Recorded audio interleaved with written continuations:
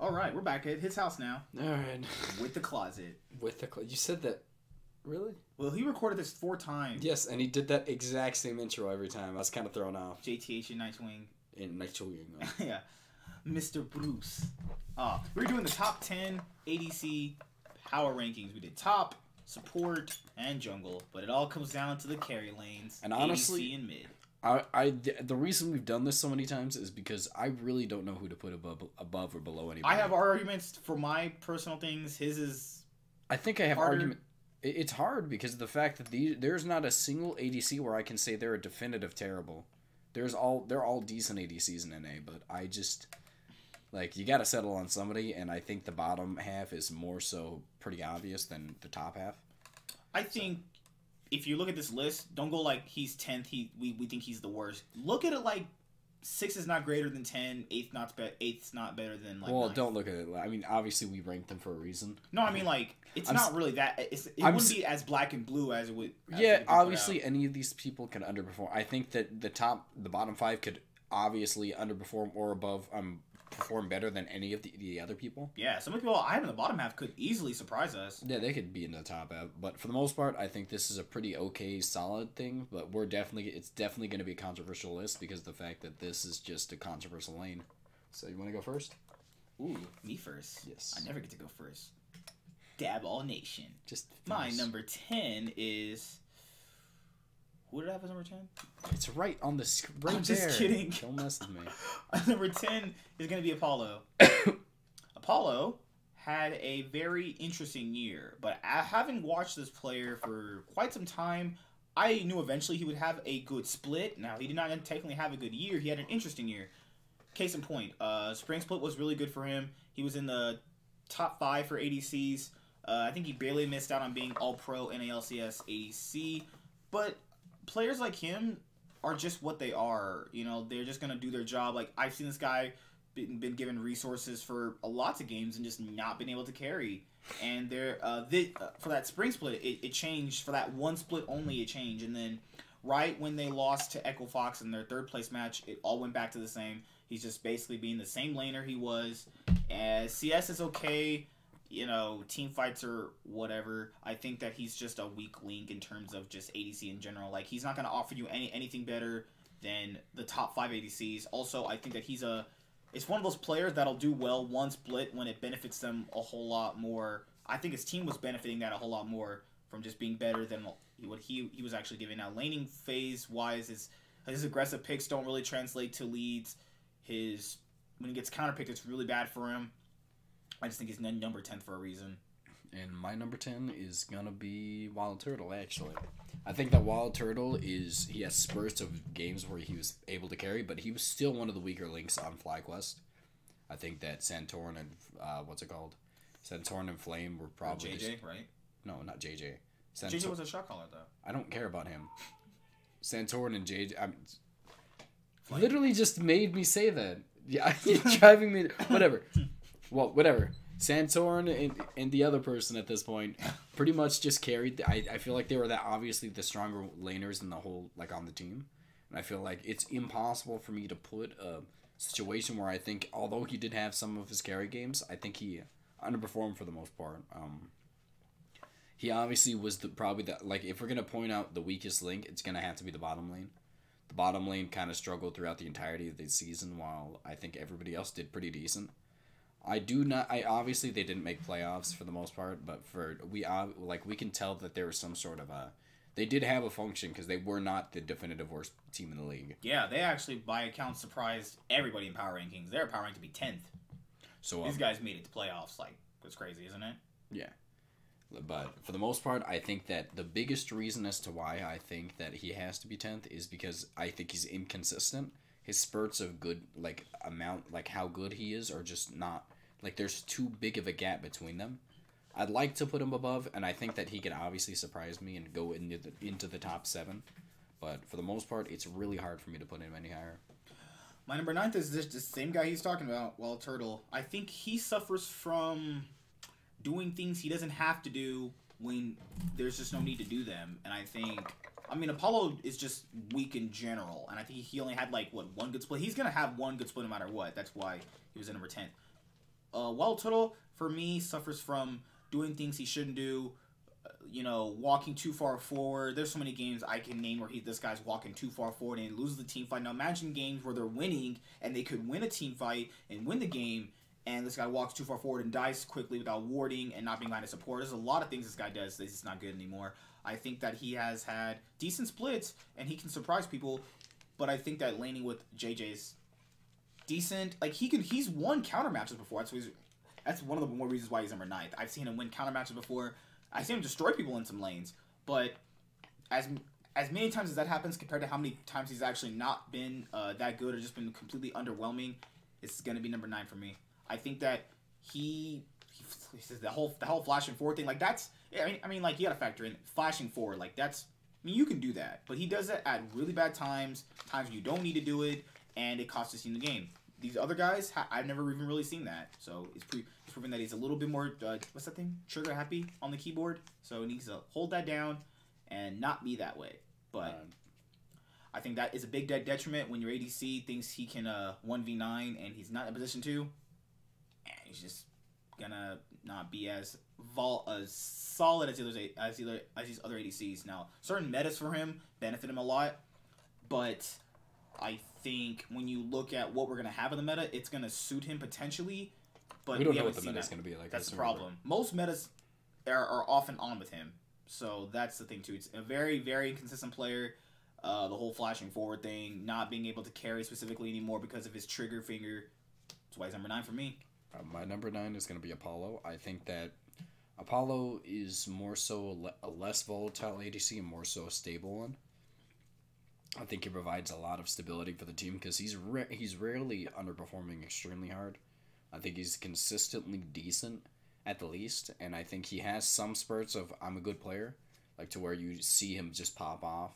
But for the most part, you don't really see although you do see that the pop offs every once in a while. For the most part, you don't really get that consistent. Like it's more so you don't have a liability in the bot lane, and I think the fact that a number 9 player is that good, I think that speaks for more so the volume of quality in the NALCS right now for ADCs. But I think the reason I put him at number 9 is mostly due to the fact that I think that although I think he is great at points, I think he's consistent, but his consistency is just a lower level of pretty much all the rest of the ADCs on this list. I think the rest of them don't have inconsistency issues for the most part. For the most part, I'm gonna put that out there because there are a few, but I do not I don't want to put him down too low because the Apollo Hawkwill that's kind of synergy they got going on puts them as one of the deadliest, one of the stronger bot lanes in the league. Yeah. But I think as a player himself, he's not as strong as his counterparts, so I can't really put him any higher than that. I cannot. All right. Our number 8 is tied. Again. Green Arrow. The Arrow. Green Arrow. Arrow is going to be our number 8 pick. I have reasons why he's going to be number 8. He's carried games. He doesn't flash too far forward. I like that. I like that he can shot call a team from ADC position. That's very hard to do. We've heard comms of him doing it.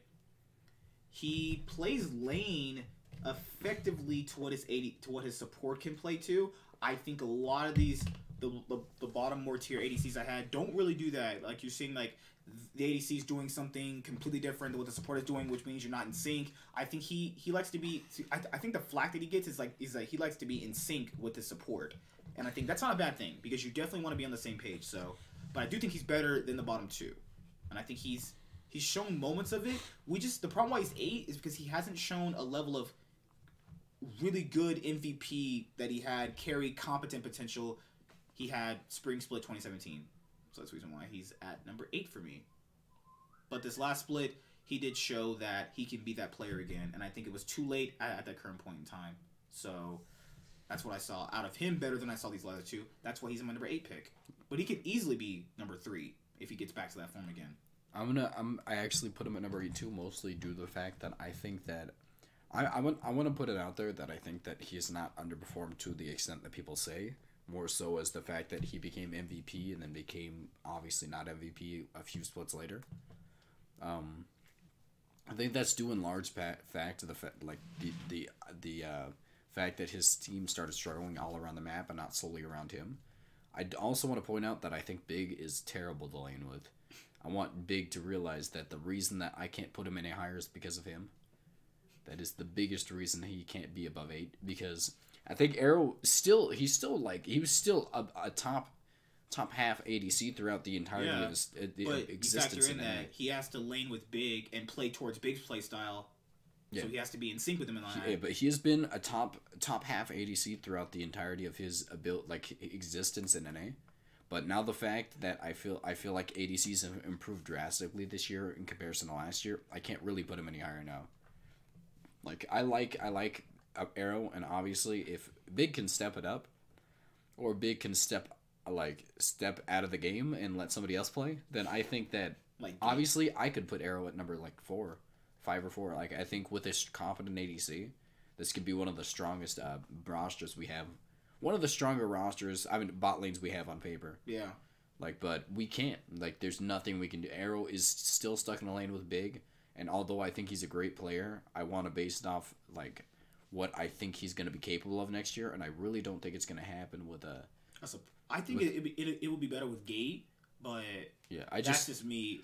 I just think that when you have to lane with... It's not that he's, horrifying, but it's the problem is when you have to play towards someone's strength and lower your own strength just so they can be good enough to survive, because that's what happened when he played with what's his name, Joey.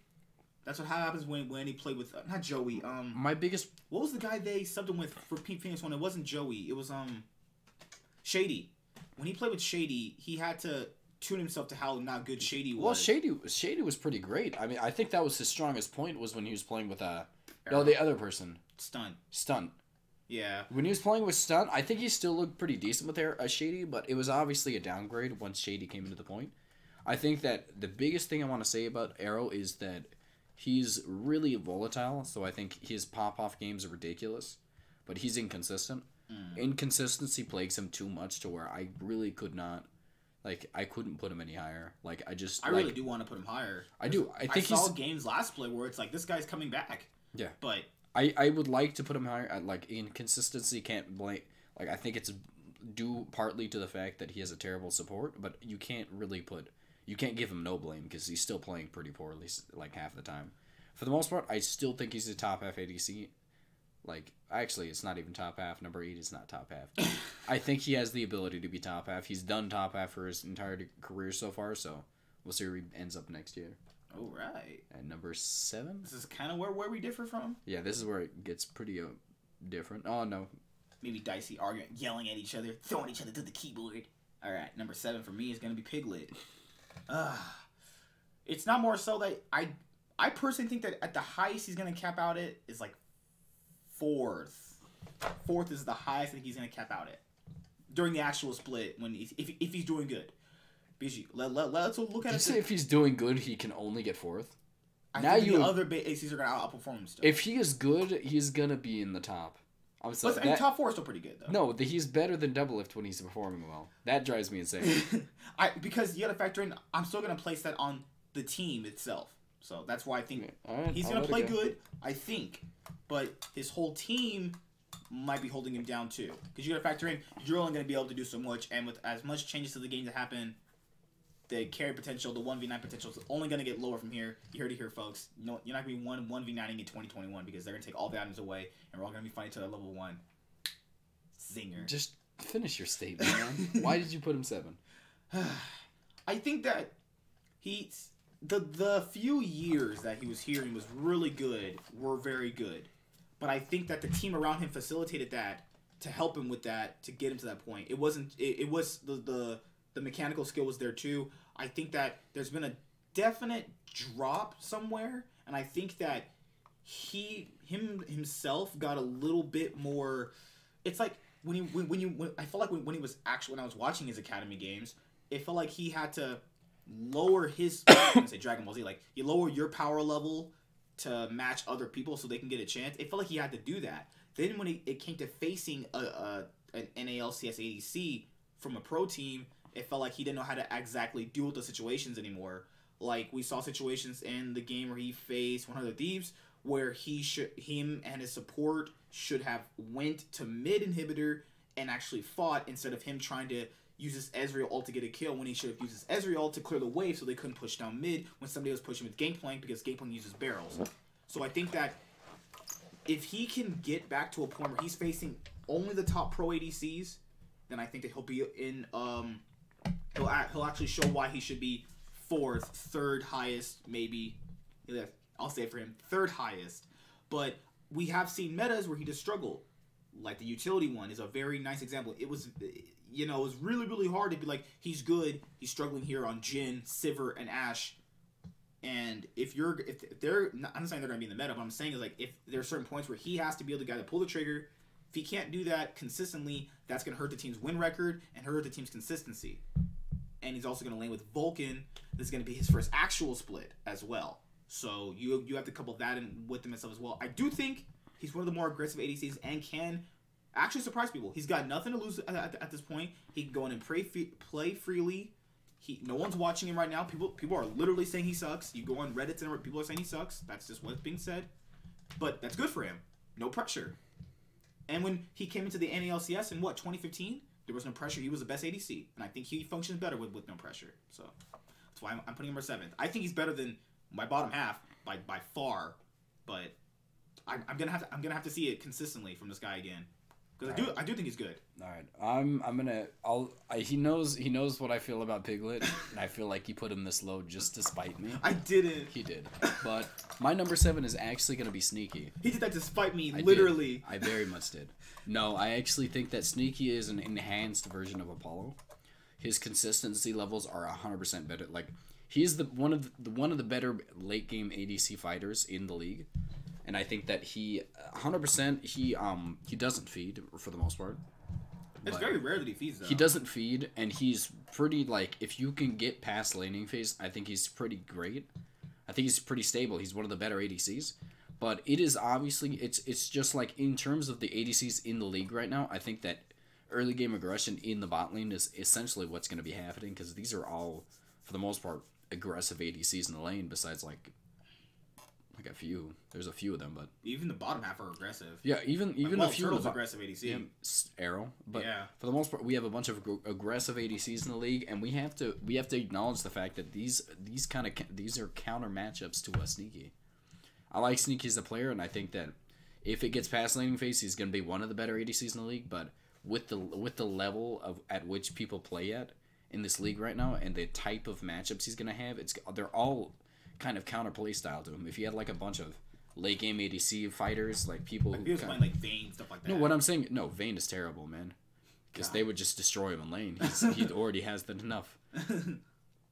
If there was a situation where he had a bunch of people in the league that kind of like to farm it out past laning, he would probably be one of the best ADCs. But I just think for the most part, I like his consistency. He's one of the most if not the most consistent ADC in the NALCS. I want to give him that, but I think the fact is that there's just too many people in the league right now that kind of play against his playstyle for him to maybe look any better than 7th right now. But all right, and number 6. Number 6 is Ty again. Big old Stixxay. Don't say that. Here's the problem with Stixxay. You see a really good player, and you see that same player that was at MSI 2016, where it was the All-Pro team, I kid you not, was 4 RNG players and 1 Stixxay. I want to see that player again. And I did see that player a lot during this year. I think that what really hurt him was the team. But I think that when you look at just his overall individual play, it was very good. Problem, he gets caught out way too much. He doesn't know when to not overextend, and I think those are big hindrances to what the other ADCs above him can just do better. He's mostly just there because overextending. He loses lane not as often, but he can make. He's not really good at team fighting either, as from what I've seen. I think his team fighting is one of the more weaker parts of him. The laning phase can be a hit or miss depending on who he's facing. I don't think he chokes in high pressure situations, but I do think that he struggles when he's not winning. He's one of those players that when he's winning, he's on fire, and when he's losing, he's just gonna look really bad. So bringing in. But now that him and Biofrost are already shown to be a great bot lane. I just think he's gonna have to really, really push it for me to see this MSI 2016 player again. So that's just why he's gonna be 6 for me. All right. My number 6 is Stixxay, obviously. I feel like during the entirety of last season, on a team that struggled throughout the entirety of the map, the shining light was pretty much just bot and mid lane. I think he was one of the strongest players in terms of in comparison to his team in the league. I think with the resources that he was given, Stixxay was obviously in the top 4 or 5 ADCs in the NALCS last season. But like the only reason I put him any lower than that this season is because of the fact that the quality of ADCs that got put into the league this year. I'd like to see Stixxay 2016 MSI for him. Even that would be great, but I think that Stixxay all around is a great player, and I think he's one of the better ADCs to come from directly from NA. We have a few natural grown ADCs in NA that I think are incredible, and I think he's one of them. I think that Stixxay is obviously by the end of next season I think that's kind of this is the defining year for him because now he's gonna have a pretty solid team around him for the most part. So he really doesn't have an excuse to completely suck. So if he doesn't, in my opinion, if he doesn't become a top half, at least top half ADC in a league like this, then I don't think he's going to get any better.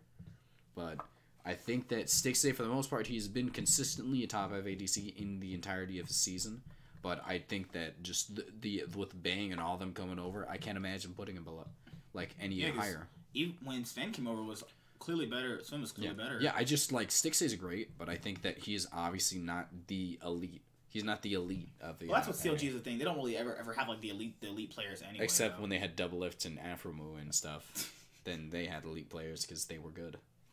But yeah, I would like to put Stixxay higher, and I think that he could prove us wrong. But I just think that right now with the level of play, everybody else above him is putting, I can't imagine him any higher. Number 5. Doo-doo. Don't do it.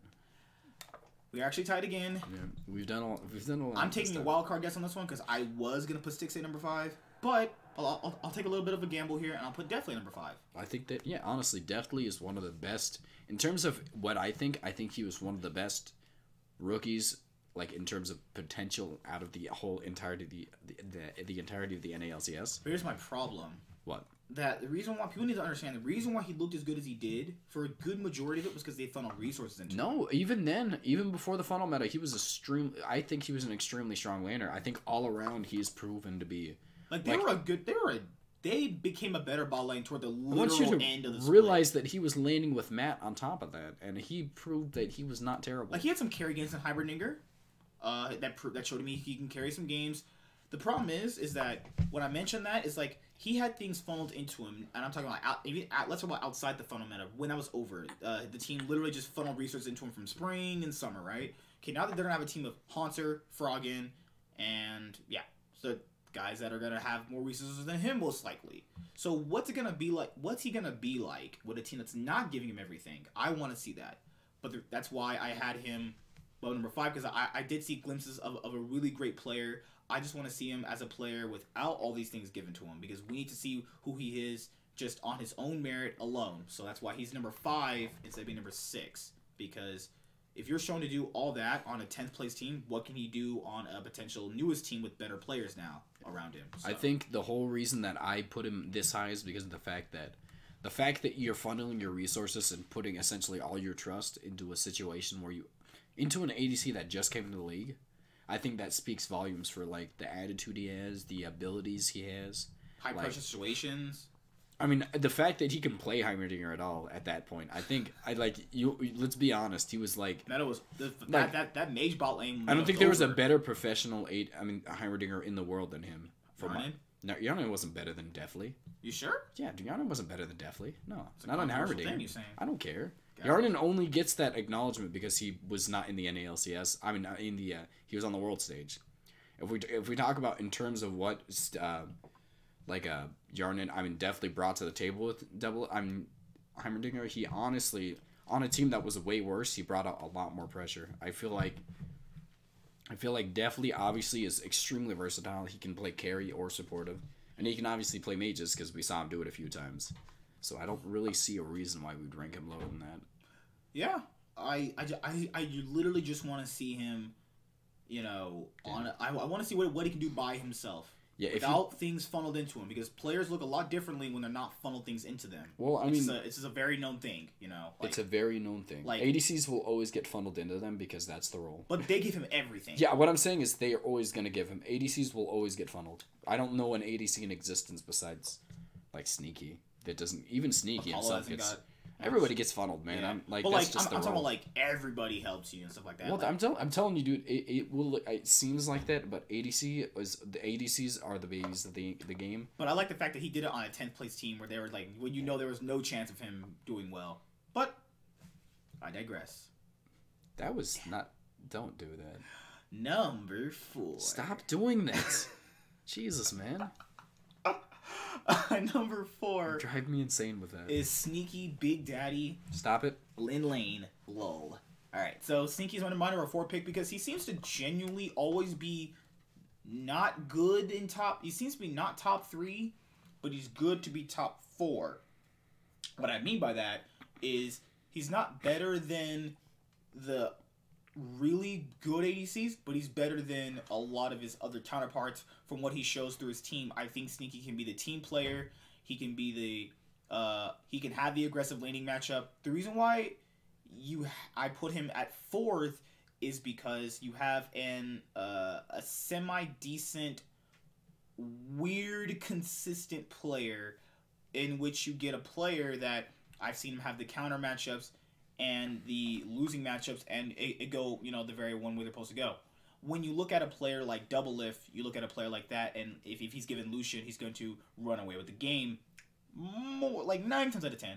What if Sneaky had that type of pick? We've seen him do it, let's say, like 7 out of times. And I think that when you mesh the caliber of players that are better than him, we've seen them do better with what they're given and what the trust they've been given as the champions they're supposed to be given for their specific comps.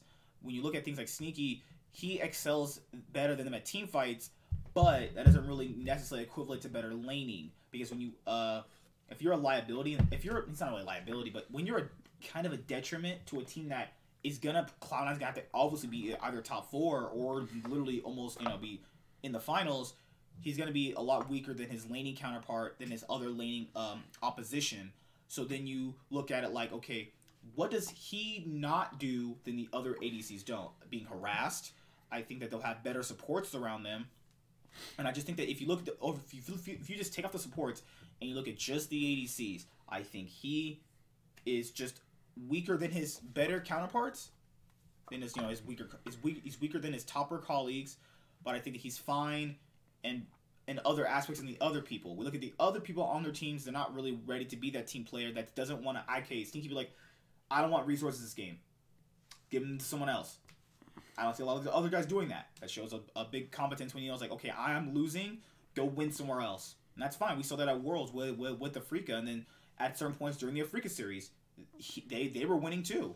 So, you know, I think that's a great player to have on your team. Consistent, can play team fights. There's nothing much better you can ask out of a number 4 pick. It's kind of sad he's number 4, but I'm giving the best I can here. All right, and my number a lot of my arguments. I win. I bet. My number 4 is going to be Piglet, obviously. I wanted to put him higher, but there's just not much I can do about it right now. He's not shown himself recently on pretty much any stage. His Academy League, he looked insane, but like that's Academy again. He was the most dominant player in the Academy League by far. But there's really, what does that say? That's just the Academy. That's what I said. Like, he lowers himself to play against them, but he's still better than them in general. Yeah, but Piglet, for the most part, every single time he's on the Na Lcs, when he's been on the starting scene, he has 100% been one of the best performing ADCs in the league. Number 1, by the time in the first split, you remember is Keith getting replaced by Keith towards the end of the split, and the moment he came into playoffs when they were playing against Cloud9, he was the single best ADC in the league by then. Best ADC by far in the league by then. And then his next, like, we saw him take over essentially the next split. He was the best ADC. Next after that, like, it's just been, honestly, throughout his entire career in the spring 2016. Yeah, I think he was still one of the better ADCs. He was like second best. Kinda, because you had like Stixxay, who was finally becoming good too, and then you had Doublelift finally becoming good on TSM too. So he was arguably top 3 for what, 1.5 years? I think he was number 1 for pretty much a year and a half. Yeah. In my opinion, I think that Doublelift obviously has been incredible throughout his entire career too, and the reason I put, obviously since Doublelift hasn't been said, the reason I put him higher is because he's been a lot more consistent. He's been in the league for a lot longer, and Doublelift's recency is just too incredible to put him any lower, but Piglet, for the most part, he's had extremely high highs. I think in terms of everybody on this list, he has the highest highs. I don't think there's an ADC in the league right now who is going to go off as hard as he can. One of the most gifted mechanical ADCs in probably one of the most gifted ADCs in history, I would say, in terms of when he was on SKT. I think he's obviously not as good as he was then, but he's still incredible. But that's what we got with Impact too. Like if you look at Impact, once he got the better teammates, he was finally able to show why he was as good as he was. Yeah, I want to see an existence where we get Piglet with a good support. Ever since Piglet has came to the Na Lcs, he has had only god awful supports every single time. He has had yet to have a competent support. And honestly, you don't think Matt's amazing?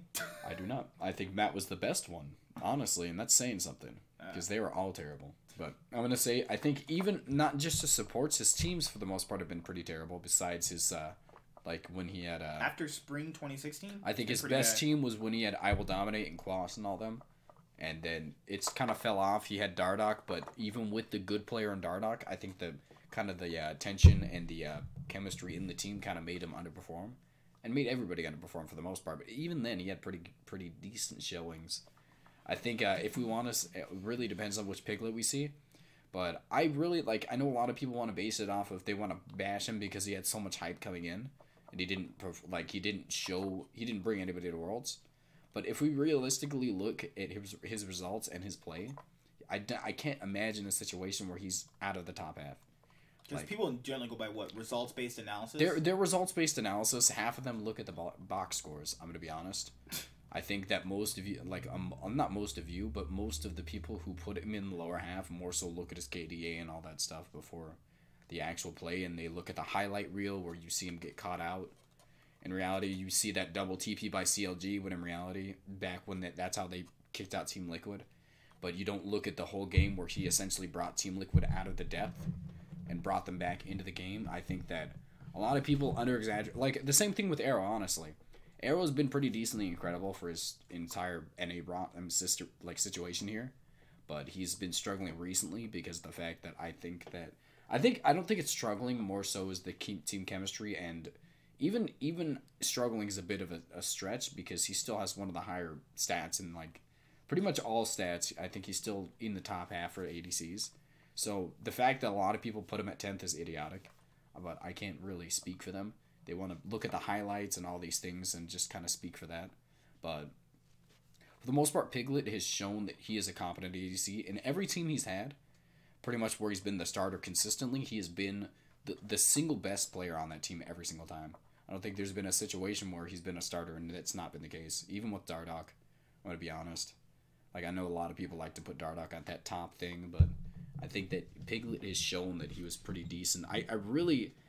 that there's so many it frustrates me so much, and I want to put him higher, but I can't. Obviously, it's just been he's got to show something. I like him, and I think that I'm going based off. I think I might honestly be being a little bit too biased, but I really like him. I think that he's obvious. I think he's going to show a lot of people that he's still decent by the end of the split, and if he doesn't, I'm going to look like a complete idiot.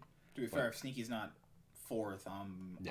But I'm gonna. It was shown in those 2 games that he played that if you play with people that are worse than you, you're gonna have worse. Vulcan was not ready for the pro scene at that point. No, I'm not saying he had been playing against pros in forever. Yeah, and I don't think that was his fault. I think Vulcan was just a little too nervous, man. Vulcan was getting caught out way too much. He could have used his Ezreal ult to clear a wave when Gangplank's pushing mid, but he uses it to get a kill.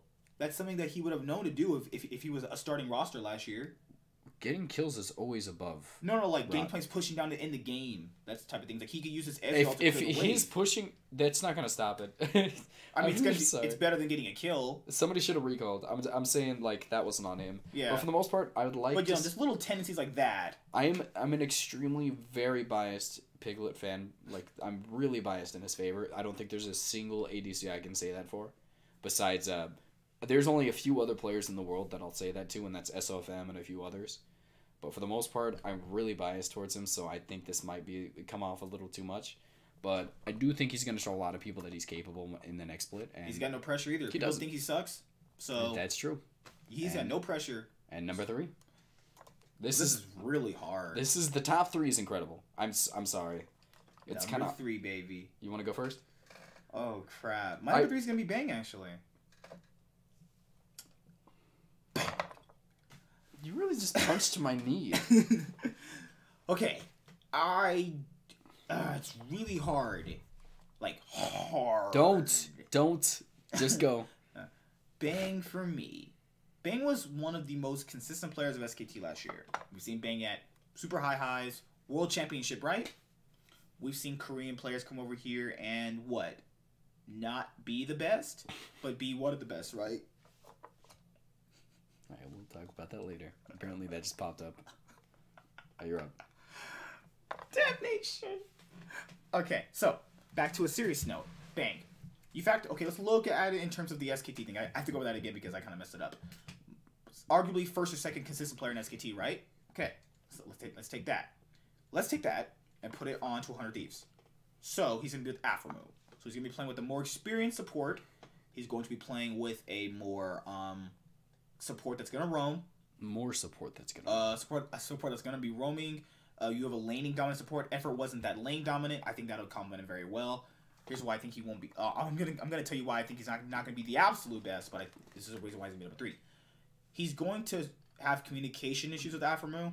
I think that Bane can struggle when the lane is not going his way harder than the other people. I've seen the top 2 players play out of those situations better than him in the past, year or so or whatever, right? So I think that Bane is super flexible. He offers nice drafting phase for his team. He'll be a very strong laner, but I don't think he'll be better than the top 2. But I do think he's going to be the top 3 ADC in the league. I think his team makes, 3rd, 4th place match, which is totally fine. They did it before. And you factor in, I think Bang is just head and shoulders above half the ADCs here. Just, I can't see a world in which this guy finishes anything lower than 4th. If, when the actual season starts. Because CSing is always there. Consistency. He had, 3rd MVP voting in Korea when their team was garbage. Like, it's ridiculous to think that he had more points than Faker, and Faker was carrying more games than he was. So, there's just so much this guy's gonna offer than the other ADCs won't.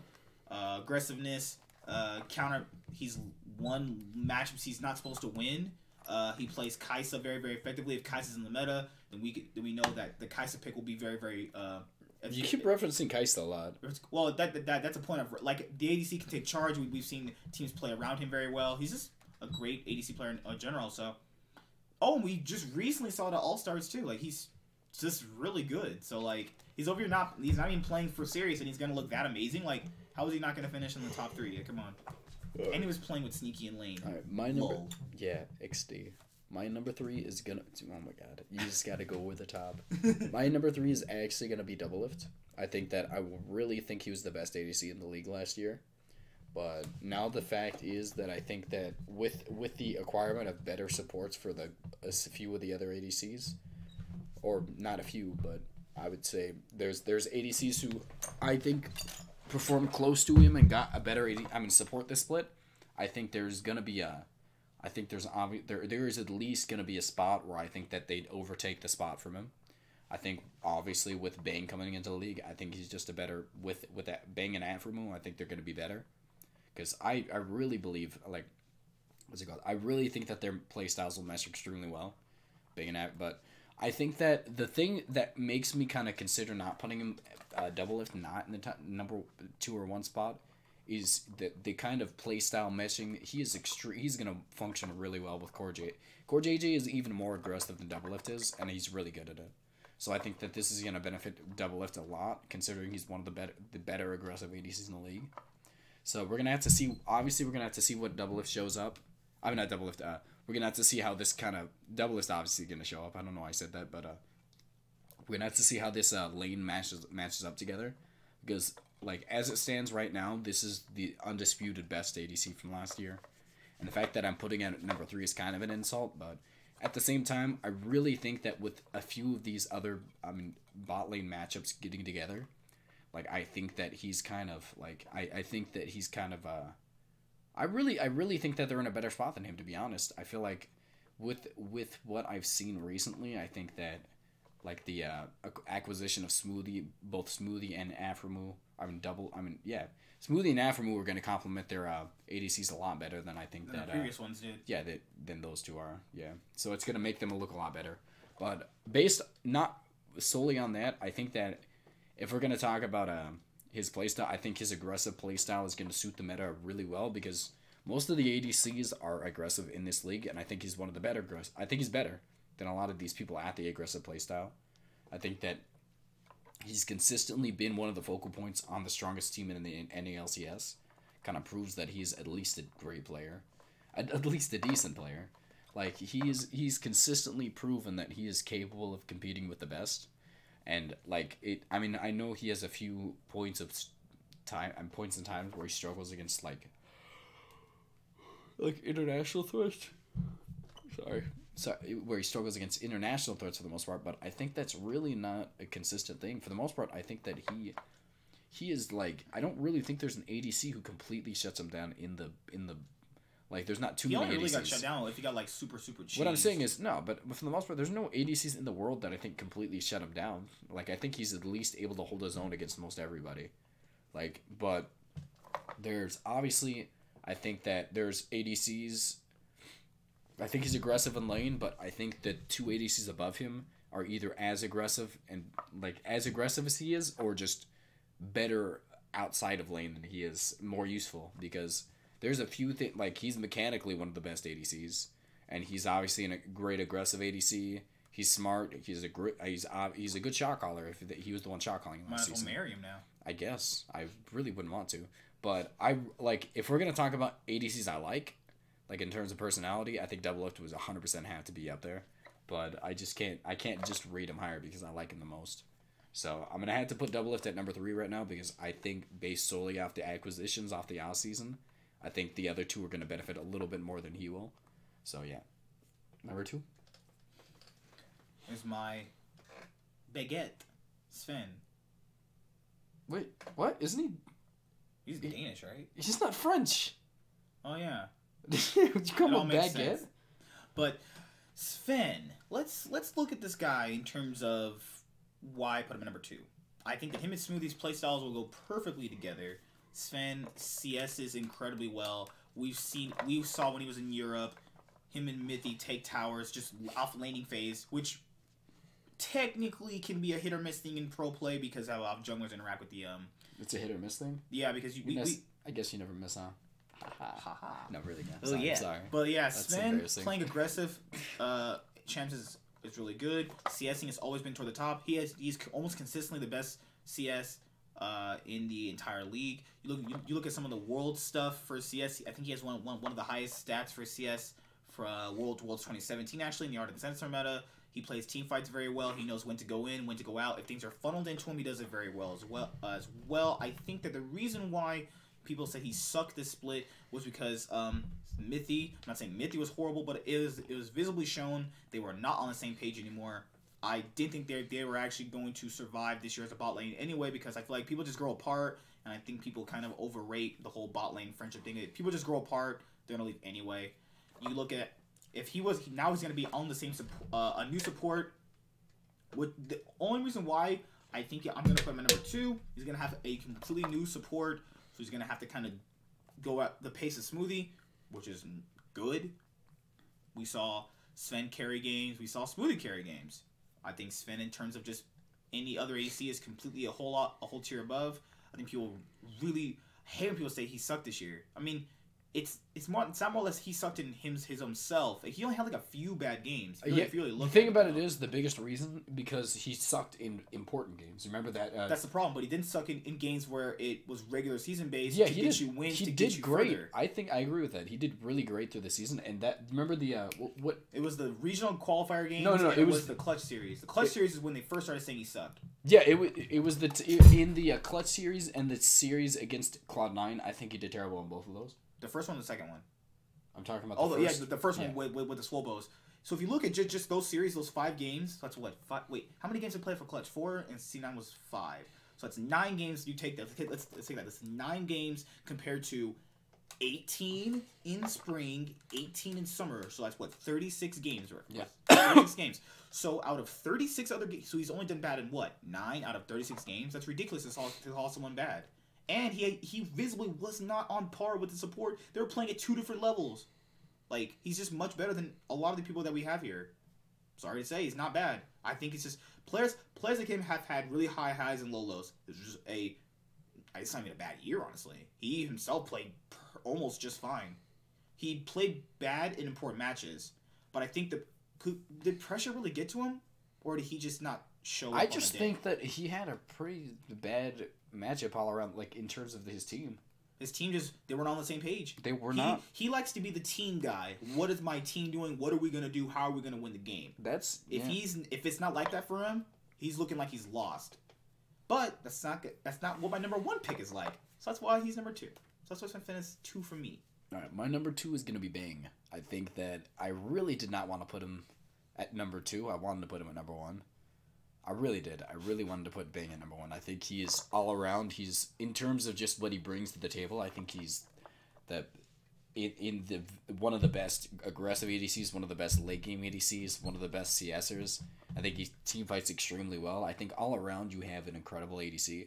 My problem is, I know that in terms of macro, he's gonna have someday translate what people are saying to him, but on the spot translations with Aframu on the spot, like we need to engage now. He still doesn't speak English fluently. That's my biggest problem is his inability to like actually directly talk with Aframu. I do think this is an incredible ADC bot lane, like ADC support. I think that's probably the best one in the league in terms of just skill. But I'm not sure I can really put it any higher because I'm not sure how they're going to communicate. They obviously like directly can't talk to each other unless you can just say, "Go, hit, go." Like I don't know. Will that engage? Can you not be no accents, please? But I really like. Bang has been incredible. I kicked you. I'm sorry, but Bang has been incredible. Like he was playing on SKT. Yeah. They didn't make playoffs or the finals, and him and Faker are literally 2v. That'd be 2v7, right? I think that 2v8 or whatever. They had 3 good players. I think Expect wasn't terrible. I don't think he was good, but he wasn't a liability. Why do I keep calling him Expect? Thal? No. Why do you go to Thal every time? He was good. The one that he wasn't. Thal was not good. But it was what is Effort? Effort. Man, it's mixed up. Because it's how do you get Thal and Effort? I mean, how about you finish your whatever. 2? Okay, so I think the biggest reason as to why I think that I'm going to put him at number 2 and not number 1 is obviously communication, but I think by the end of the summer split, I think he could be number 1 easily. I think that all around he's mechanically one of the best ADCs in the league. Like he essentially functions in any single play style you put him in at this point. He can facilitate the team. I think the biggest problem is obviously going to be communication, but I think that and on top of the fact you have an ADC who meshes really well with this playstyle.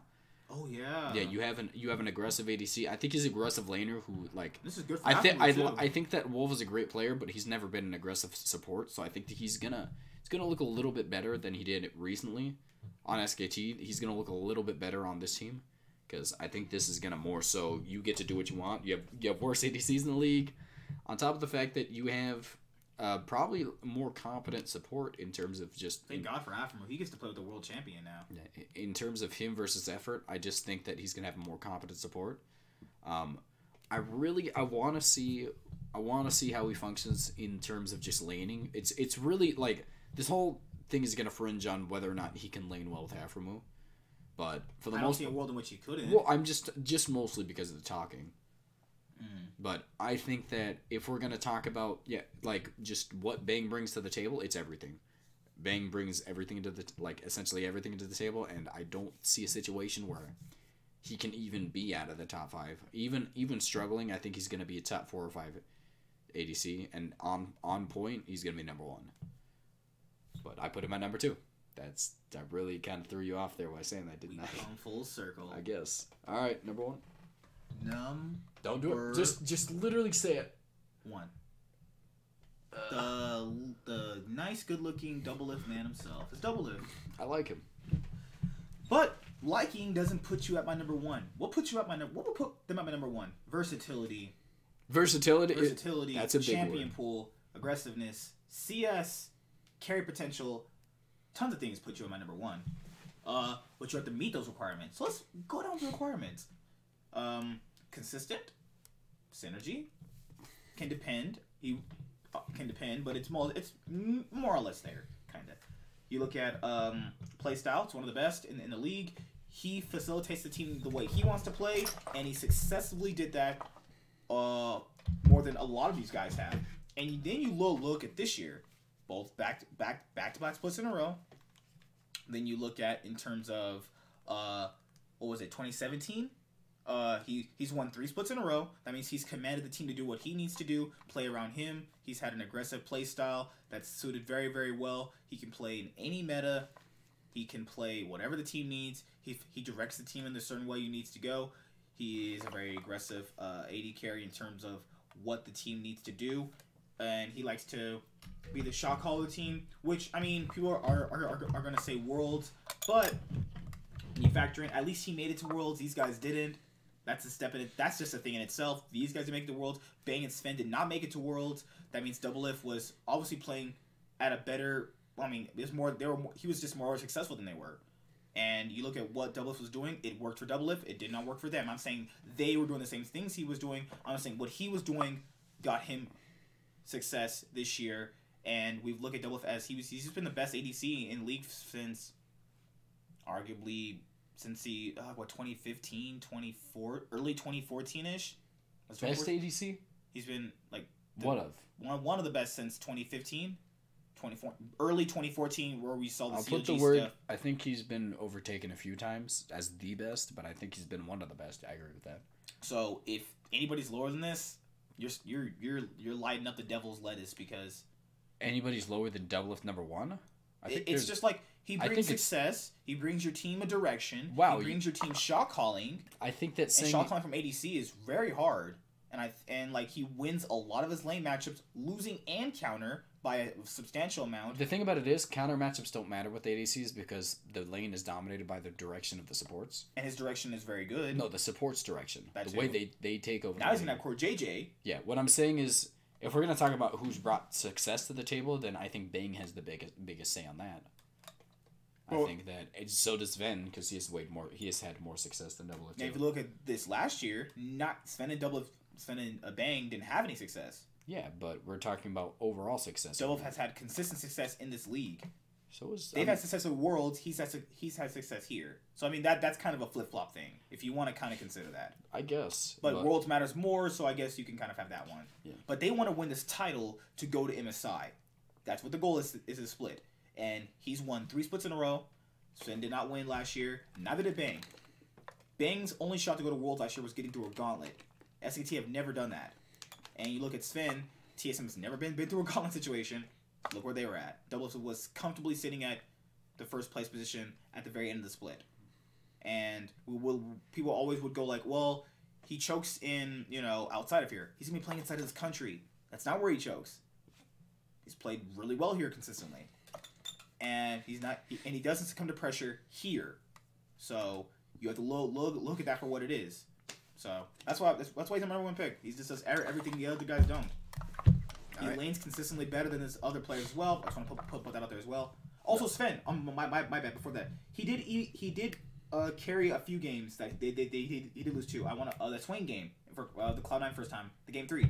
Yeah, so, I mean, he didn't do terrible every single game in the series. The clutch one, we don't talk about that. I'm just saying, he did bad those games. Well, he didn't do bad the clutch games he did bad every game, but the thing about it is the most apparent is when he does bad because they're so obvious. Yeah. So that's why people just have them ingrained in their minds. But are you done? Yep. Okay, my number one is going to be Zven. I think he is, for the past 4 years, been the single best late game ADC in all of the West scene. Not even just EU or NA, it's just been the entirety of the West. He's been the single best late game ADC. I think it's pretty decently unarguable.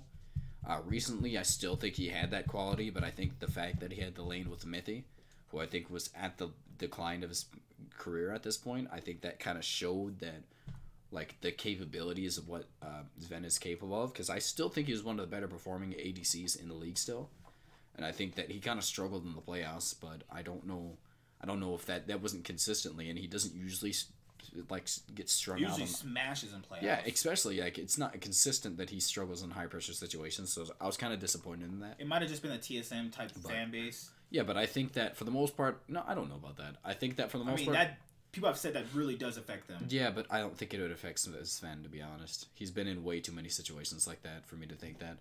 But for the most part, I think that Zven has just been the best Western ADC in terms of late game. He's able to hold his own against anybody in lane, so he's not a liability. On top of the fact that he sometimes still wins lane, so I think that all around, I don't think he's better than Bang, like all around, but I do think he shines in positions that Bang doesn't. That's weird though. He's faced Bang before and has been just fine. I think he's not as good as Bang in terms of just pure play style, but the thing about it is he communicates better. He has a better synergy with his team, obviously, since he's been there recently. I think that all around, that I think that what Zven brings to the table is extremely large, like an extreme large amount of late game power, and I think that's essentially gonna fit extremely well into TSM's playstyle. I think they're gonna be a more mid to late game centric team, even though I think that Broken Blade is a good aggressive early game top laner. I think they're still gonna more gel into we're gonna wait until late game to kind of take over the game, and I think that's really gonna make him shine this time because they have better players now. I think that all around, with the addition of Smoothie, he's going to be looking like the single best. I think this is going to be the best bot lane in the entire league. I think this easily could be. I think that the addition of Koreans doesn't make the other lanes good, but I do think they facilitate those playstyles well. I really want to say, I really don't see a situation where he's out of top 2. I think he's going to be top 2 the entire league, the entire season. Also, people to understand, he was literally first or second in terms of stats. Yeah. I think that Zven all year. Yeah, the entire year. But I think that Zven is 100% going to be in the top 2. I think that if we're going to talk about ADCs who can overtake him, it really could be the top 4. But I think the top 4, any one of them could be the best ADC. But I don't think that 2 of them are going to overtake him. I don't think that 2 of them are going to play past his playstyle. He's just consistently incredible. But I would like to see a situation where, like I want this playstyle in my mind where they do make it to late game and he looks good to happen, because I really like to see him on point. He's one of the most fun ADCs to watch in terms of just his team fighting mechanics. So yeah, I think that's pretty much it. It's more or less the fact on Doublelift, like, when has there been a situation where you've just thought to yourself, man, he's just the one that's lost me the game. He can't carry this. I've seen a few of those. He doesn't have to make the big play. You know, those things too. With the top 3 ADCs, you got to factor in these guys are going to be just head and shoulders above the rest of the pack. I don't know about that. I think that in terms in terms of each other. I think that those 3 are going to be the single best. They're the definitive. But I think that a few of them could to overtake. I think there's the whether or not these people gel. We could see Arrow coming into fort. We could see Deftly even pick it up past his maybe level. Sneaky becomes top 3. No, but we could see Deftly just pick it up and just play to a level he didn't even play to the year before. I think we could see Piglet, obviously. Piglet, I'm gonna have to say him again. I think we could see him just prove everybody wrong. I think Vulcan's gonna be good with him because I don't think Vulcan's a bad support. I think he's going to make Piglet look pretty decent. I think that, there's a few ADCs that we could see just look incredible. But for the most part, I think these are most likely going to be the top 3. And I really would not like to see anything else, to be honest, because they're really fun to watch. True. So, you got anything else? No. I said, this is a hard one. I'm not saying that 10th is going to be the absolute garbage, lose lane, loser big old Mito. Lose lane, loser. Trigolito type dude. You know. Keep going. ADC is very important, but you gotta call it like I see it. I see who the best is. I've seen this consistently.